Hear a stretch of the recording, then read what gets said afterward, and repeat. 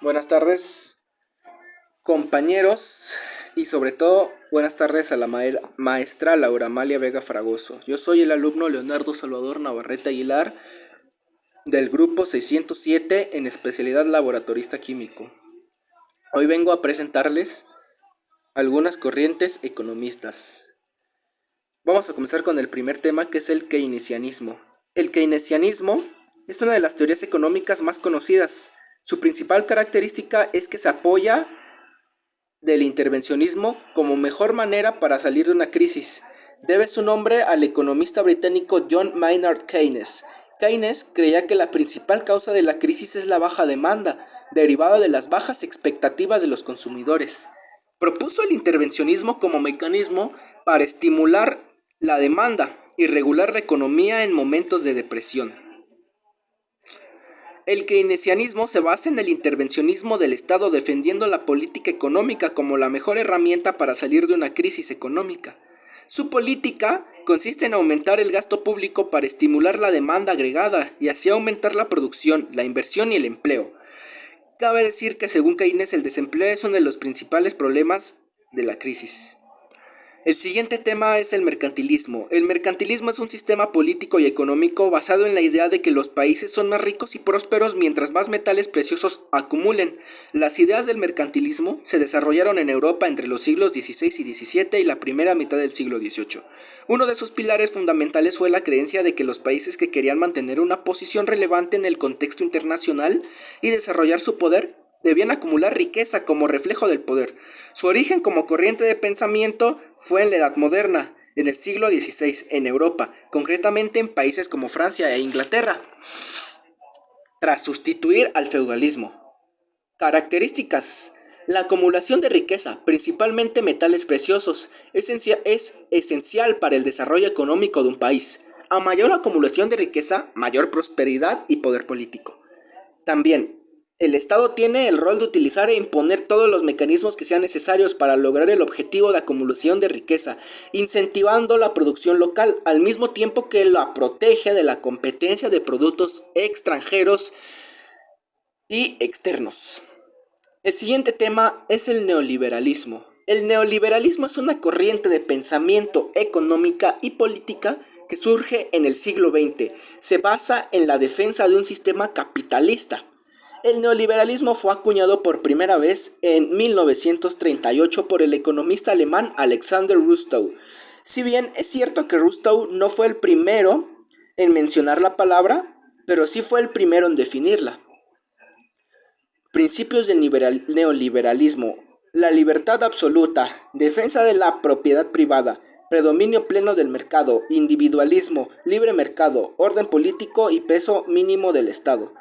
Algunas de sus características es propiedad privada. Esta es una de las características más importantes, porque define que la mayor parte de los bienes y factores de producción debe ser propiedad privada. Papel del Estado: no planea la suspensión o supresión del mismo, pero sí plasma una gran limitación de sus funciones. Libre mercado: defiende la total libertad del mercado, ya que afirma que es la manera óptima de optimizar la asignación de recursos. Impuestos: persigue una reducción de los impuestos, derivando de un menor gasto público. El siguiente tema es la globalización. La globalización es un fenómeno basado en el aumento continuo de la interconexión entre las diferentes naciones del mundo, en el plano económico, político, social y tecnológico. El uso de este término se utiliza desde los años 80, es decir, desde que los adelantos tecnológicos han facilitado y acelerado las transacciones internacionales, comerciales y financieras. El mercado de bienes y servicios viaja libremente hacia cualquier país del mundo. ¿Por qué? Debido a la gran apertura que se ha dado en el sector del comercio e inversión. El capital se moviliza en capital comercial, capital productivo y capital financiero. Algunas características de la globalización son que facilita el acceso a un mayor número de bienes y servicios, también que acelera el proceso de aprendizaje e investigación, se sustenta en las nuevas tecnologías y sobre todo en el Internet, fomenta la especialización, permite combinar culturas de diferentes países o áreas geográficas. El siguiente tema es el libre mercado. es aquel en donde los precios de los bienes y servicios se determinan por la interacción de los oferentes y demandantes, sin la intervención del gobierno o cualquier otro agente externo. En un mercado libre no existe ninguna limitación con respecto al precio al que se pueda vender ni tampoco a producir. Los vendedores son libres de vender lo que quieran y los consumidores libres de escoger a quien quiera comprar. El precio de equilibrio será el resultante de la intersección de la oferta y la demanda. Algunas características del libre mercado son: no existe intervención del gobierno en la forma de regulaciones, fijaciones de precios, cuotas o cualquier forma de intervención. Oferentes y los demandantes interactúan libremente entre ellos. Los oferentes pueden elegir qué, cuánto y a qué precio vender. Bueno, hemos terminado con las corrientes económicas. Ahora voy a presentarles mi tabla PNI. Comenzaremos con el mercantilismo. Lo positivo del mercantilismo era que permitía tener bajo control el comercio exterior del país. En teoría, hacía que la producción nacional fuese más fuerte y estuviera protegida al frente exterior. Favorecía la acumulación de metales preciosos como el oro. Lo negativo era, por causa del desarrollo monopolista, se manifestó un elevado precio de los productos, dándole origen al contrabando. El exceso de la extracción exagerada de los recursos o metales preciosos que se realizaron en los lugares colonizados provocó que muchos de ellos se extinguieran. Lo interesante, en resumen, se basa en tres características o ideas fundamentales: la acumulación de riqueza, principalmente de metales preciosos. El keynesianismo. Lo positivo del keynesianismo es el principal argumento del keynesianismo es dotar a las instituciones con el poder de regular los procesos económicos para evitar los fallos del mercado, las crisis y las recesiones económicas. Promueve más el endeudamiento fiscal para evitar la crisis.